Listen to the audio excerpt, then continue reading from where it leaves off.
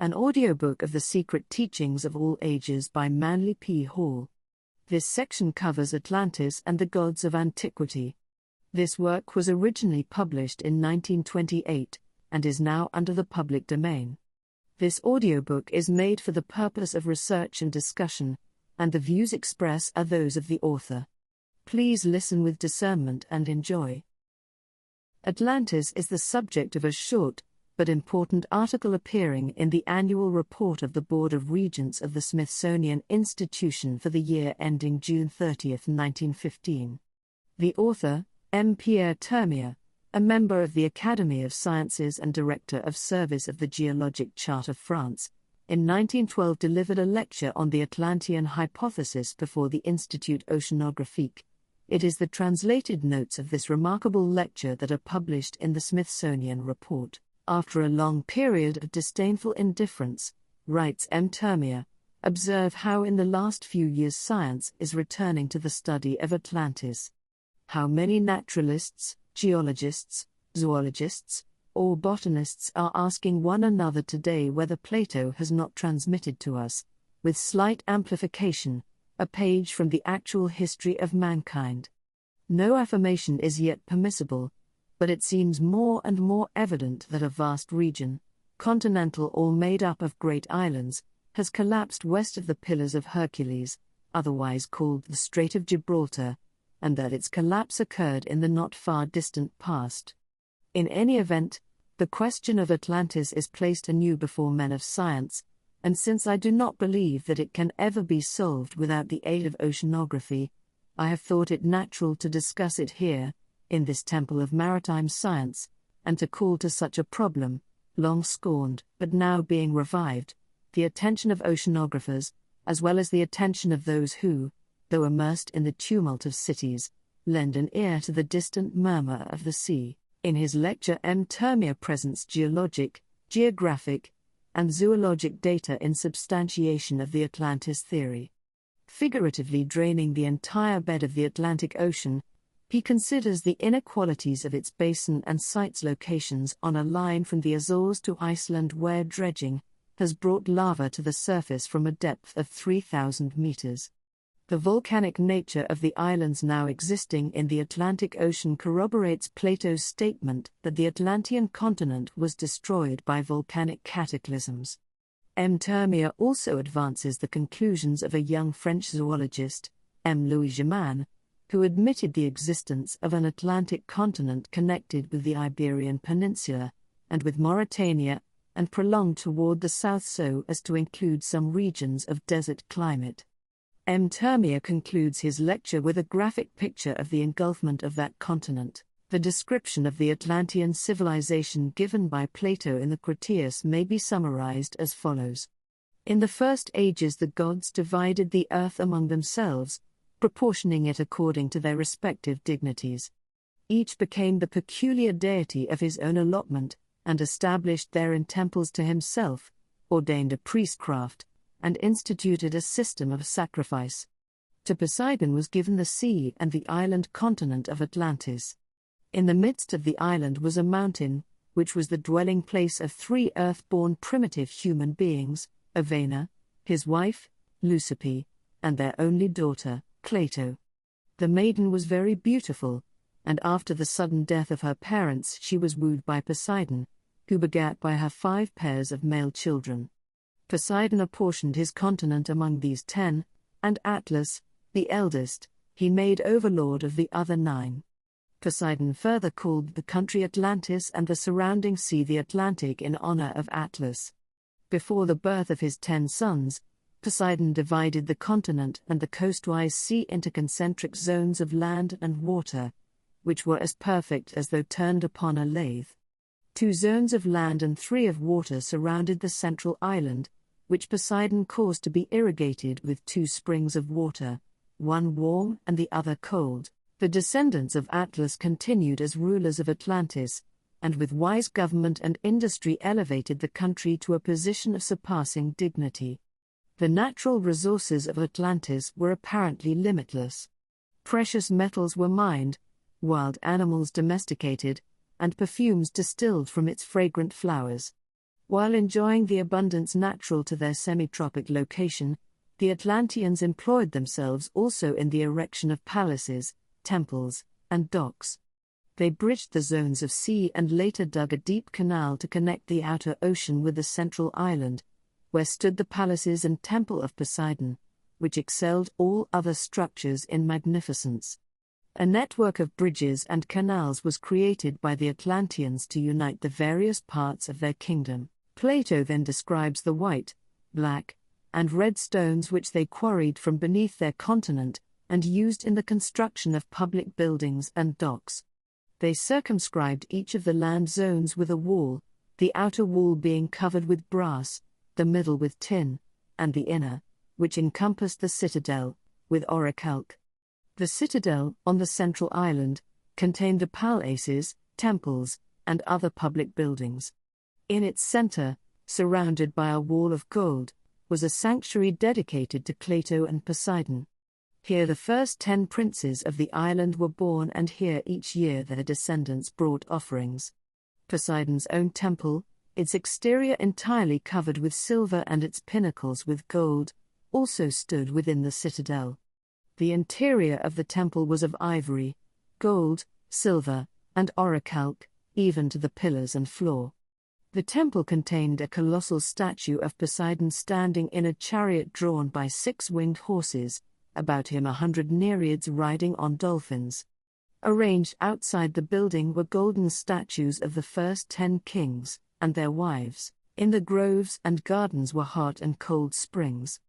There were numerous temples to various deities, places of exercise for men and for beasts, public baths, and a great race course for horses. At various vantage points on the zones were fortifications, and to the great harbor came vessels from every maritime nation.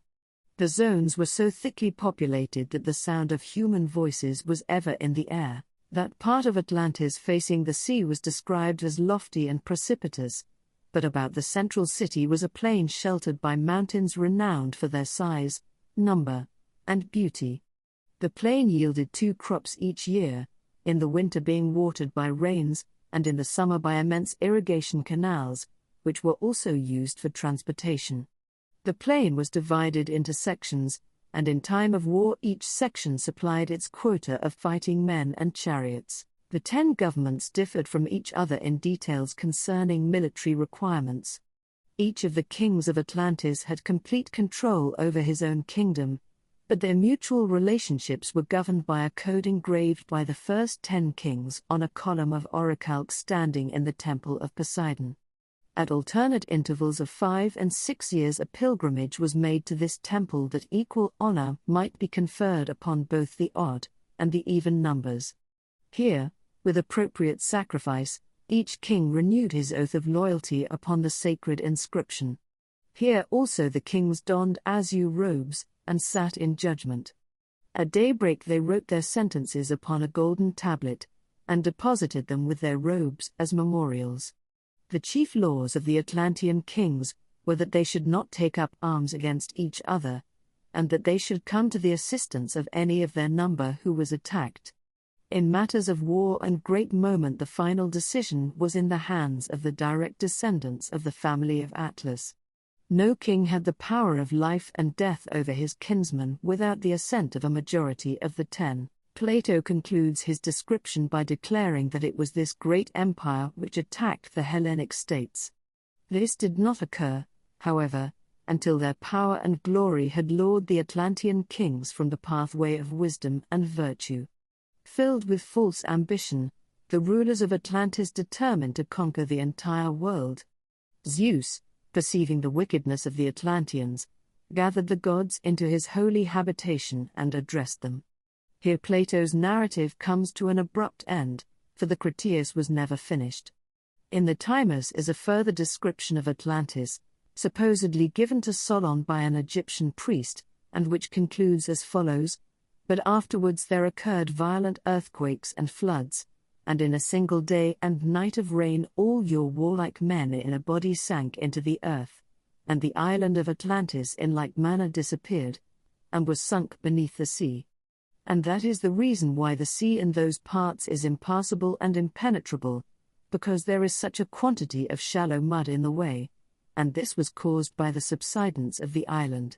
In the introduction to his translation of the Timus, Thomas Taylor quotes from a history of Ethiopia written by Marcellus, which contains the following reference to Atlantis, for they relate that in their time there were 7 islands in the Atlantic Sea, sacred to Proserpine, and besides these, 3 others of an immense magnitude, one of which was sacred to Pluto, another to Ammon, and another, which is the middle of these, and is of 1,000 stadia, to Neptune. Crantor, commenting upon Plato, asserted that the Egyptian priests declared the story of Atlantis to be written upon pillars, which were still preserved circa 300 BC. See Beginnings or Glimpses of Vanished Civilizations. Ignatius Donnelly, who gave the subject of Atlantis profound study, believed that horses were first domesticated by the Atlanteans, for which reason they have always been considered peculiarly sacred to Poseidon. See Atlantis. From a careful consideration of Plato's description of Atlantis, it is evident that the story should not be regarded as wholly historical, but rather as both allegorical and historical. Origen, Porphyry, Proclus, Iamblichus, and Syrianus realized that the story concealed a profound philosophical mystery, but they disagreed as to the actual interpretation. Plato's Atlantis symbolizes the threefold nature of both the universe and the human body. The 10 kings of Atlantis are the tetracties, or numbers, which are born as 5 pairs of opposites. Consult Theon of Smyrna for the Pythagorean doctrine of opposites. The numbers 1 to 10 rule every creature, and the numbers, in turn, are under the control of the monad, or one, the eldest among them. With the trident scepter of Poseidon, these kings held sway over the inhabitants of the 7 small and 3 great islands comprising Atlantis. Philosophically, the 10 islands symbolize the triune powers of the superior deity, and the 7 regents who bow before his eternal throne. If Atlantis be considered as the archetypal sphere, then its immersion signifies the descent of rational, organized consciousness into the illusionary, impermanent realm of irrational, mortal ignorance. Both the sinking of Atlantis and the biblical story of the fall of man signify spiritual involution, a prerequisite to conscious evolution. Either the initiated Plato used the Atlantis allegory to achieve 2 widely different ends, or else the accounts preserved by the Egyptian priests were tampered with to perpetuate the secret doctrine. This does not mean to imply that Atlantis is purely mythological, but it overcomes the most serious obstacle to acceptance of the Atlantis theory, namely, the fantastic accounts of its origin, size, appearance, and date of destruction. 9600 BC. In the midst of the central island of Atlantis was a lofty mountain, which cast a shadow 5,000 stadia in extent, and whose summit touched the sphere of ether. This is the axle mountain of the world, sacred among many races and symbolic of the human head, which rises out of the 4 elements of the body. This sacred mountain, upon whose summit stood the temple of the gods, gave rise to the stories of Olympus, Meru, and Asgard. The city of the Golden Gates, the capital of Atlantis, is the one now preserved among numerous religions, as the city of the gods or the holy city. Here is the archetype of the New Jerusalem, with its streets paved with gold and its 12 gates shining with precious stones. The history of Atlantis, writes Ignatius Donnelly, is the key of the Greek mythology. There can be no question that these gods of Greece were human beings. The tendency to attach divine attributes to great earthly rulers is one deeply implanted in human nature. See Atlantis. The scheme of the universe according to the Greeks and Romans. From Cartari's Imagini Dei Dei Antici. By ascending successively through the fiery sphere of Hades, the spheres of water, earth, and air, and the heavens of the moon, the plane of Mercury is reached. Above Mercury are the planes of Venus, the Sun, Mars, Jupiter, and Saturn, the latter containing the symbols of the zodiacal constellations. Above the arch of the heavens, Saturn, is the dwelling place of the different powers controlling the universe. The Supreme Council of the Gods is composed of 12 deities, 6 male and 6 female, which correspond to the positive and negative signs of the zodiac. The 6 gods are Jupiter, Vulcan, Apollo, Mars, Neptune, and Mercury. The 6 goddesses are Juno, Ceres, Vesta, Minerva, Venus, and Diana. Jupiter rides his eagle as the symbol of his sovereignty over the world, and Juno is seated upon a peacock, the proper symbol of her haughtiness and glory. The same author sustains his views by noting that the deities of the Greek pantheon were not looked upon as creators of the universe, but rather as regents set over it by its more ancient original fabricators. The Garden of Eden from which humanity was driven by a flaming sword is perhaps an allusion to the earthly paradise, supposedly located west of the Pillars of Hercules, and destroyed by volcanic cataclysms. The deluge legend may be traced also to the Atlantean inundation, during which a world was destroyed by water, was the religious, philosophic, and scientific knowledge possessed by the priestcrafts of antiquity secured from Atlantis, whose submergence obliterated every vestige of its part in the drama of world progress? Atlantean sun worship has been perpetuated in the ritualism and ceremonialism of both Christianity and pagandom. Both the cross and the serpent were Atlantean emblems of divine wisdom. The divine, Atlantean, progenitors of the Mayas and Quiches of Central America coexisted within the green and azure radiance of Gucumots, the plumed serpent. The 6 skyborn sages came into manifestation as centers of light bound together or synthesized by the 7th, and chief, of their order, the feathered snake. See the Popol Vuh. The title of winged or plumed snake was applied to Quetzalcoatl, or Kukulkan, the Central American initiate. The center of the Atlantean wisdom religion was presumably a great pyramidal temple standing on the brow of a plateau rising in the midst of the city of the Golden Gates. From here the initiate priests of the sacred feather went forth, carrying the keys of universal wisdom to the uttermost parts of the earth. The mythologies of many nations contain accounts of gods who came out of the sea. Certain shamans among the American Indians tell of holy men dressed in birds' feathers and wampum who rose out of the blue waters, and instructed them in the arts and crafts. Among the legends of the Chaldeans is that of Oannes, a partly amphibious creature who came out of the sea and taught the savage peoples along the shore to read and write, till the soil, cultivate herbs for healing, study the stars, establish rational forms of government, and become conversant with the sacred mysteries. Among the Mayas, Quetzalcoatl, the savior, god, whom some Christian scholars believe to have been St. Thomas, issued from the waters and, after instructing the people in the essentials of civilization, rode out to sea on a magic raft of serpents to escape the wrath of the fierce god of the fiery mirror, Tezcatlipoca. May it not have been that these demigods of a fabulous age who, Esdras-like, came out of the sea were Atlantean priests? All that primitive man remembered of the Atlanteans was the glory of their golden ornaments, the transcendency of their wisdom, and the sanctity of their symbols, the cross and the serpent. That they came in ships was soon forgotten, for untutored minds considered even boats as supernatural. Wherever the Atlanteans proselyted, they erected pyramids and temples patterned after the great sanctuary in the city of the Golden Gates. Such is the origin of the pyramids of Egypt, Mexico, and Central America. The mounds in Normandy and Britain, as well as those of the American Indians, are remnants of a similar culture. In the midst of the Atlantean program of world colonization and conversion, the cataclysms which sank Atlantis began.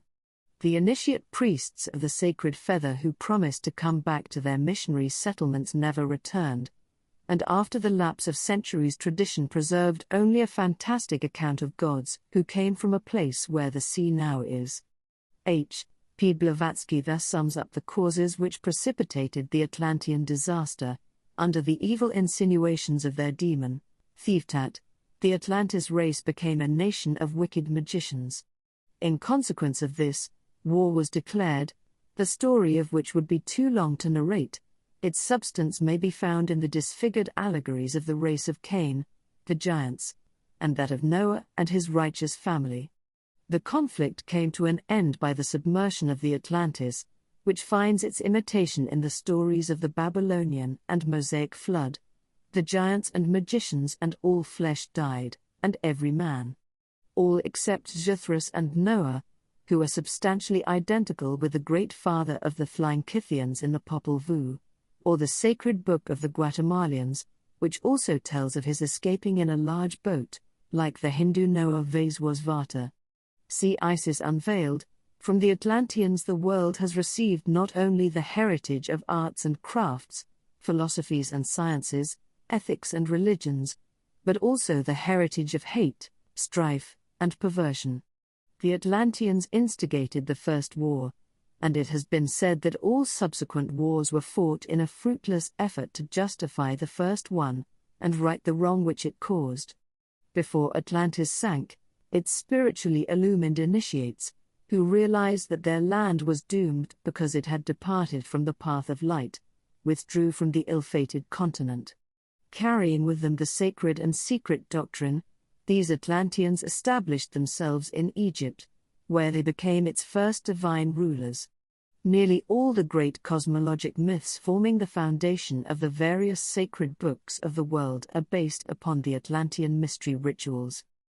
The myth of the dying god. The myth of Tammuz and Ishtar is one of the earliest examples of the dying god allegory, probably antedating 4000 BC. See Babylonia and Assyria by Lewis Spence.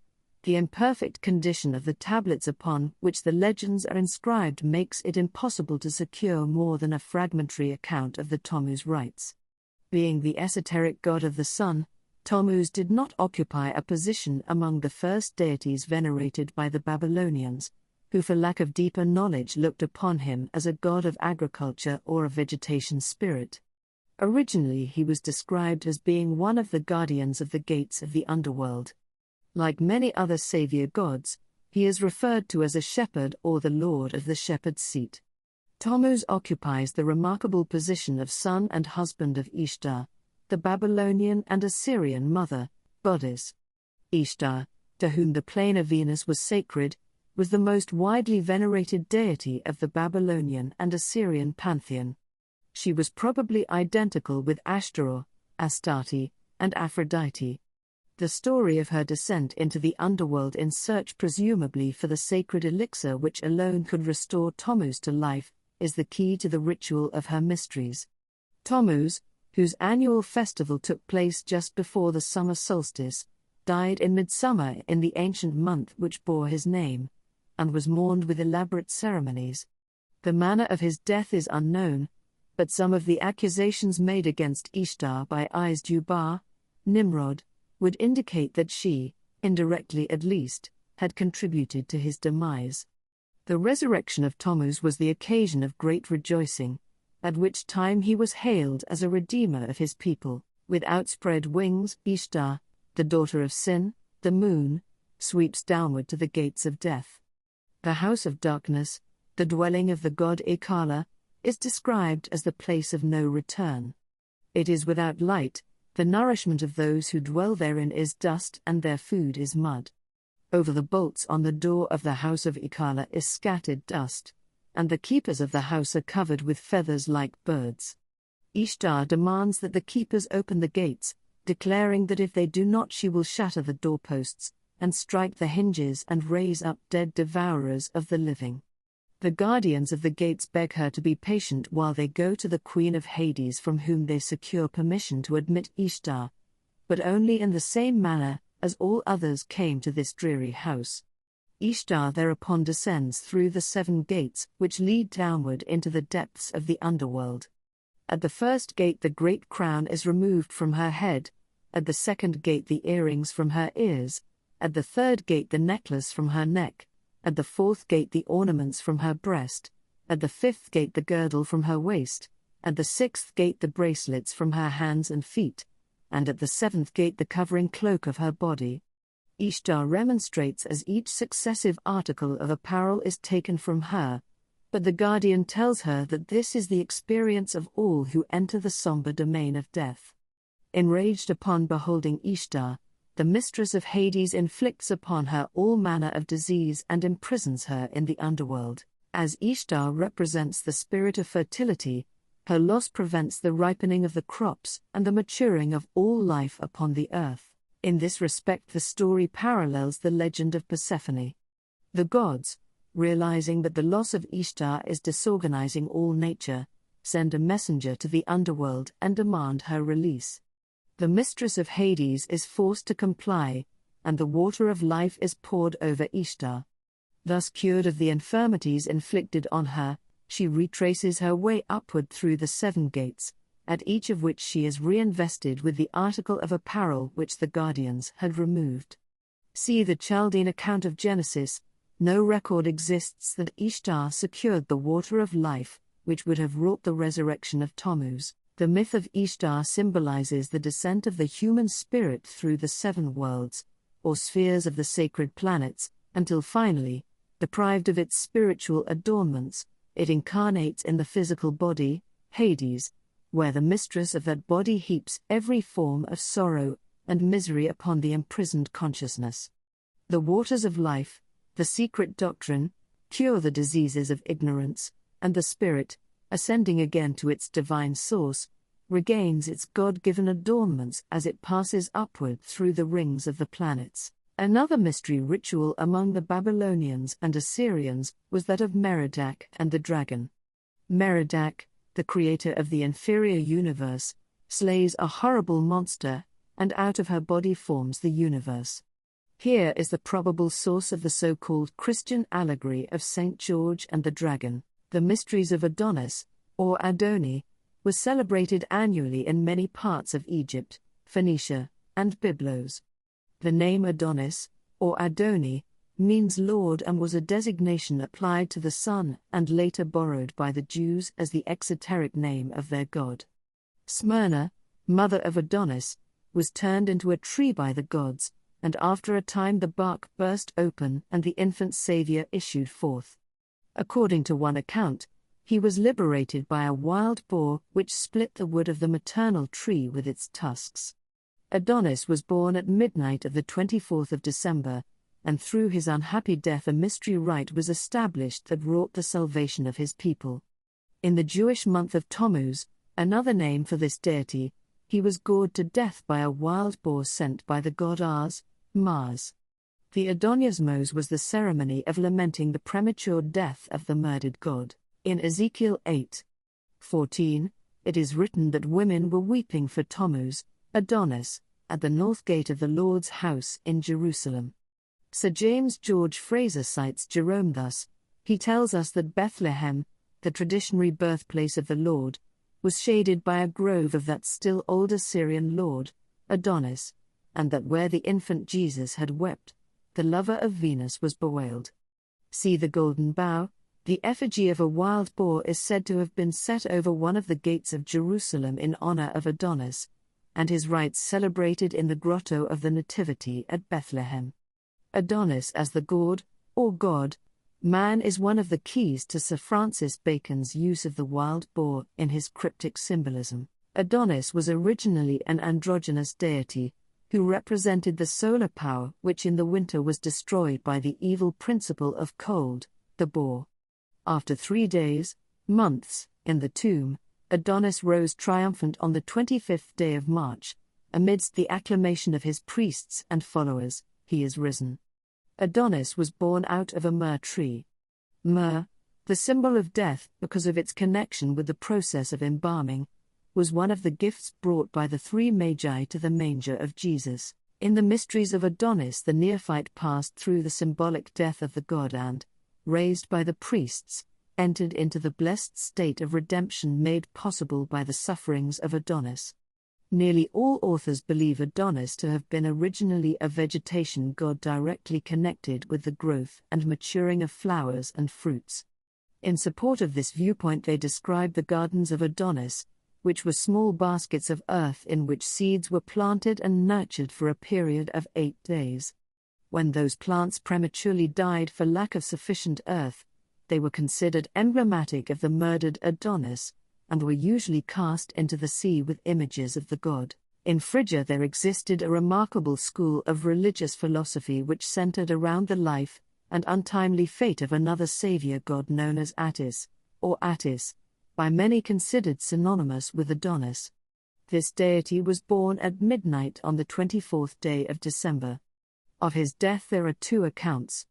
In one he was gored to death like Adonis, in the other he emasculated himself under a pine tree and there died. His body was taken to a cave by the Great Mother, Cybele, where it remained through the ages without decaying. To the rites of Attis the modern world is indebted for the symbolism of the Christmas tree. Attis imparted his immortality to the tree beneath which he died, and Cybele took the tree with her when she removed the body. Attis remained 3 days in the tomb, rose upon a date corresponding with Easter morn, and by this resurrection overcame death for all who were initiated into his mysteries. In the mysteries of the Phrygians, says Julius Firmicus, which are called those of the mother of the gods, every year a pine tree is cut down, and in the inside of the tree the image of a youth is tied in. In the mysteries of Isis the trunk of a pine tree is cut, the middle of the trunk is nicely hollowed out, the idol of Osiris made from those hollowed pieces is buried. In the mysteries of Proserpine a tree cut is put together into the effigy and form of the Virgin, and when it has been carried within the city, it is mourned 40 nights, but the 40th night it is burned.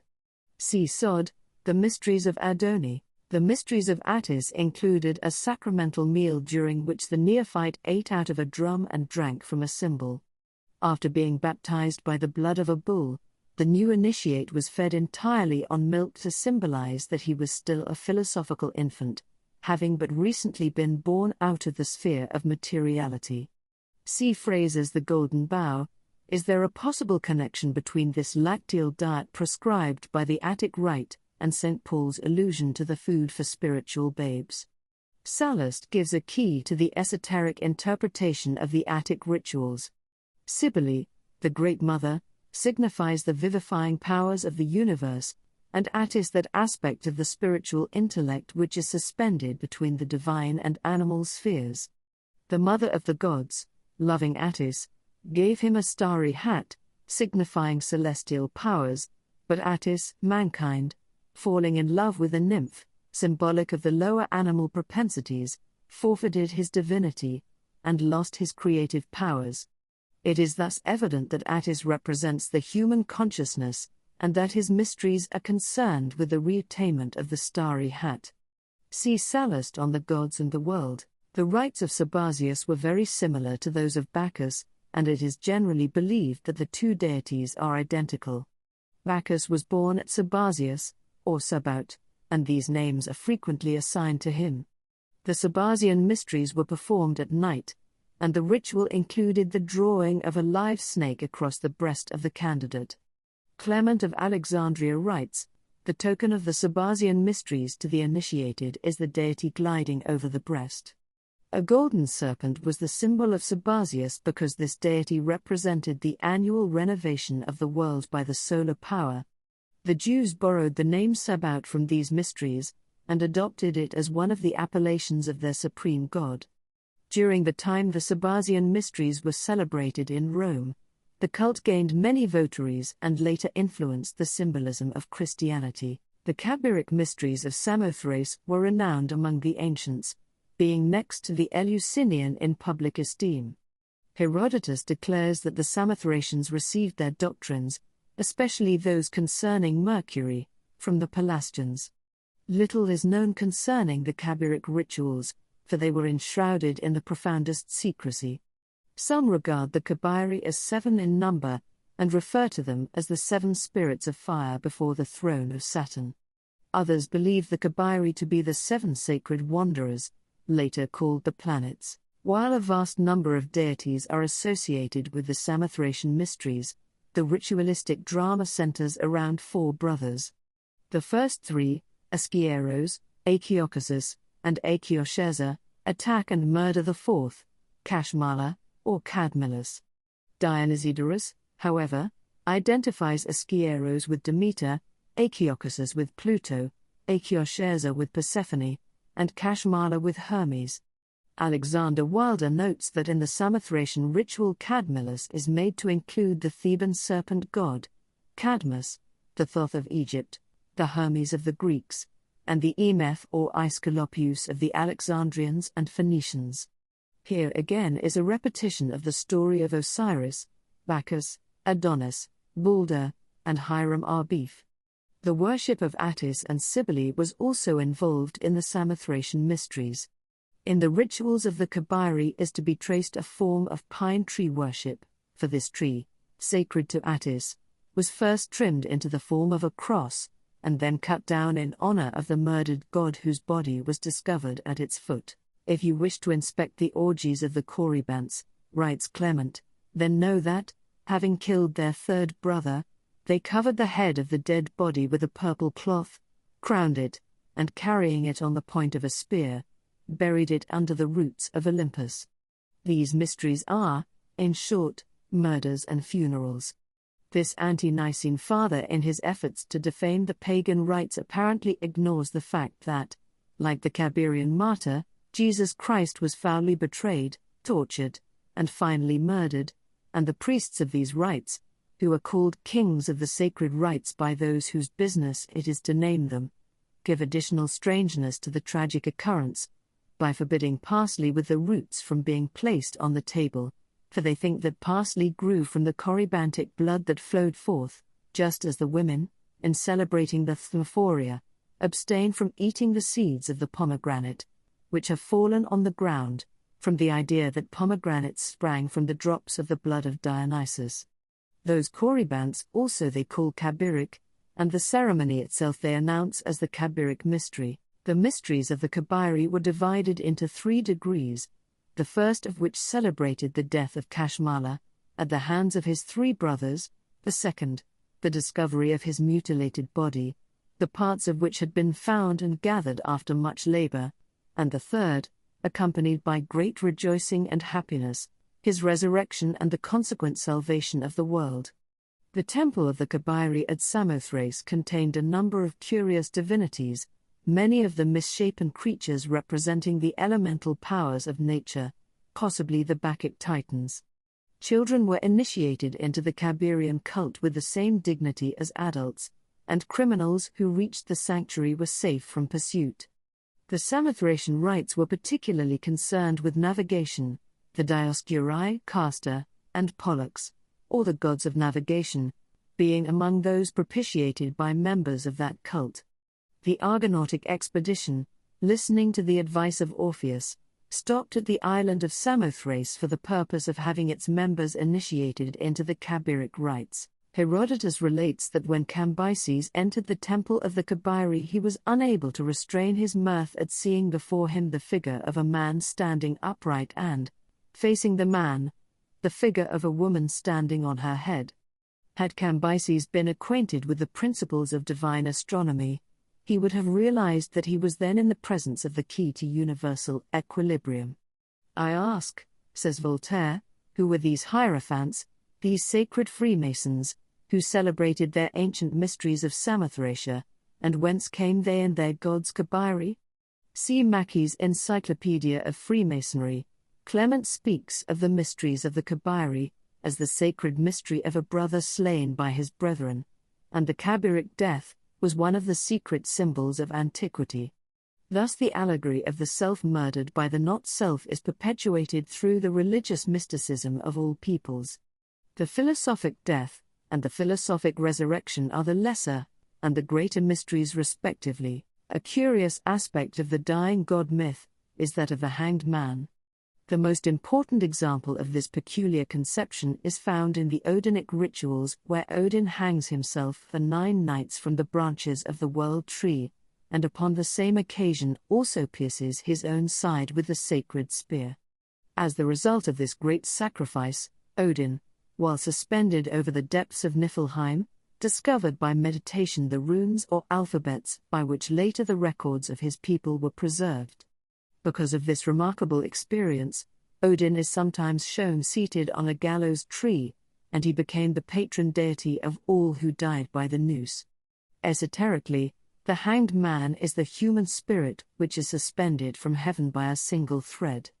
Wisdom, not death, is the reward for this voluntary sacrifice, during which the human soul, suspended above the world of illusion, and meditating upon its unreality, is rewarded by the achievement of self-realization. From a consideration of all these ancient and secret rituals, it becomes evident that the mystery of the dying god was universal among the illumined and venerated colleges of the sacred teaching. This mystery has been perpetuated in Christianity in the crucifixion and death of the God-man Jesus the Christ. The secret import of this world tragedy and the universal martyr must be rediscovered if Christianity is to reach the heights attained by the pagans in the days of their philosophic supremacy. The myth of the dying god is the key to both universal and individual redemption and regeneration, and those who do not comprehend the true nature of this supreme allegory are not privileged to consider themselves either wise or truly religious. You have just completed Atlantis and the Gods of Antiquity from Manly P. Hall's Secret Teachings of All Ages. The next chapter covers the life and teachings of Thoth Hermes Trismegistus. To continue listening, you will find links to the complete encyclopedia in the description below. Thanks for being a part of this channel, and if you liked the video or subscribed, thank you so much for that as well. This channel is here to help people to learn and grow, and to have open discussions that help lead to better understanding of life. Please leave a comment if you'd like to chat and share your perspectives and insights with myself or other people in the comments below. Thanks again. I will see you in the comments or on the next video.